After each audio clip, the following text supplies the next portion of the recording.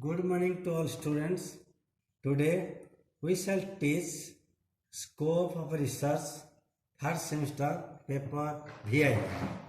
That what is the meaning of scope or what do we mean by scope? Scope of a subject matter implies its field of study. Speaking in true sense, it means the areas of study that are included in a particular subject. So the scope of educational research is wide and ever increasing. Educational research is securing greater and greater importance in the field of research. The following are the points of scope of research. First is scientific knowledge. It means systematic study of knowledge that includes the 5 elements. One is custom and tradition, second is authority, third is personal experiences, fourth is reasoning, fifth is scientific inquiry. That first thing is custom and tradition. Custom refers to style of living, way of thinking, making an adjustment in order to lead a pleasant lifestyle.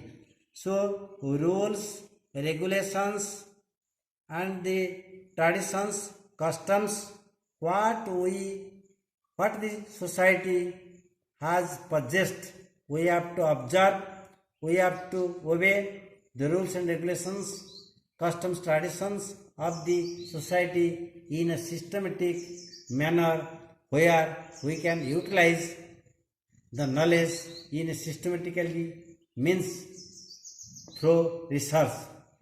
And second is authority.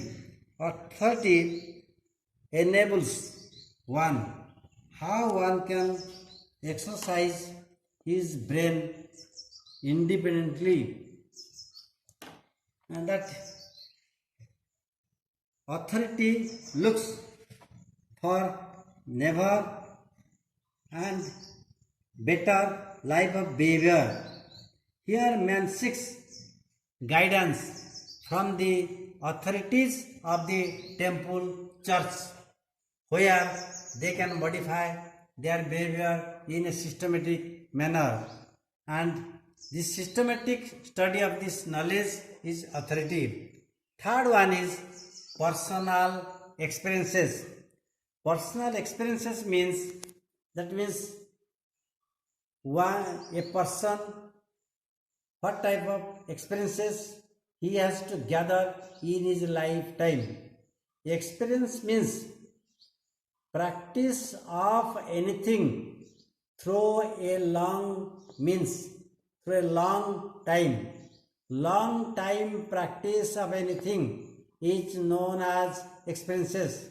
From these activities, what he can learn or gain is his personal experiences.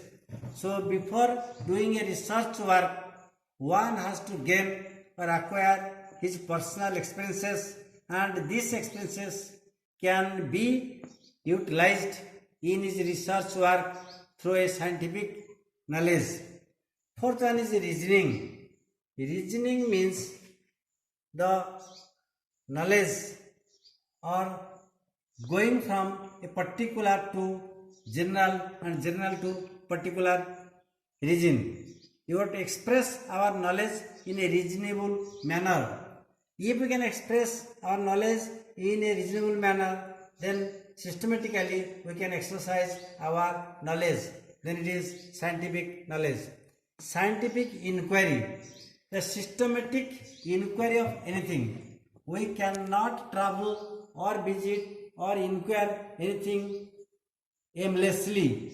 We have to go in a systematic manner to inquire the things or facts in systematic means then we can get the result at the end of our inquiry. It is not baseless.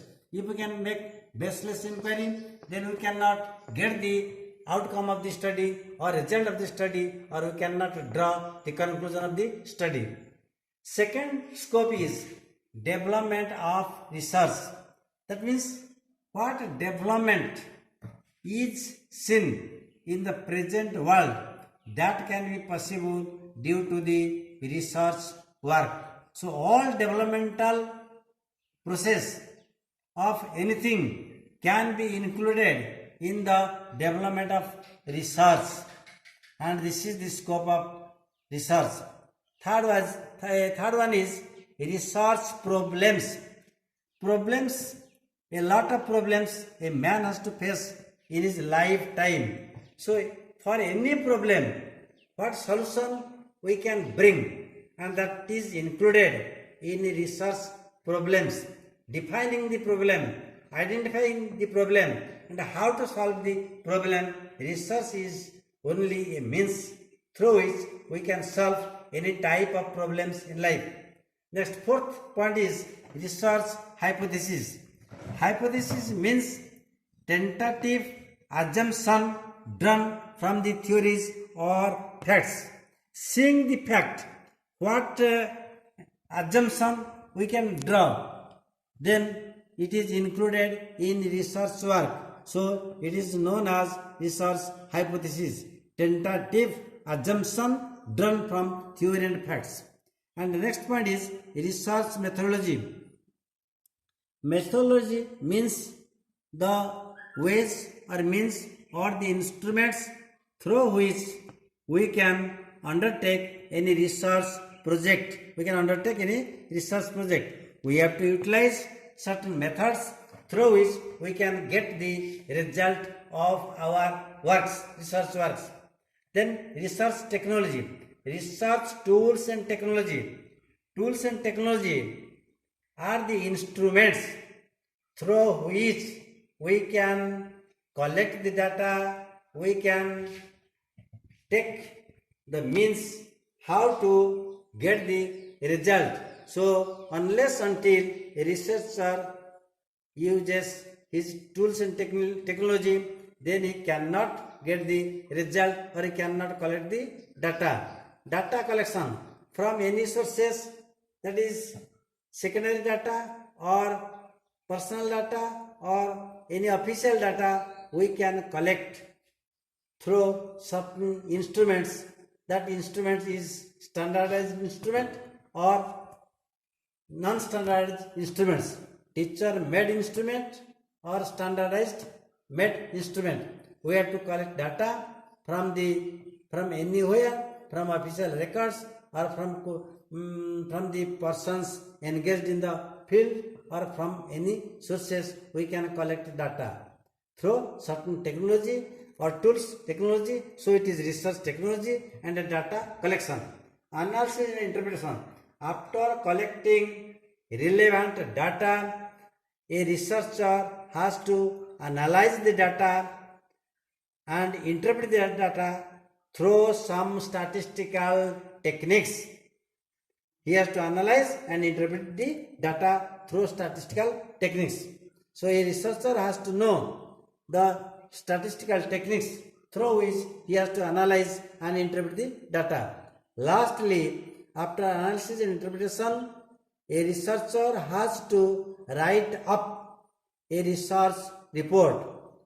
There are various steps he has to utilize in writing his research report in a systematic manner, where from introduction to end point, researcher can narrate, can summarize his research project in such a manner where his thesis or dissertation can be accepted for result or can be accepted for any PhD degree or research degree. These are the points of scope of research.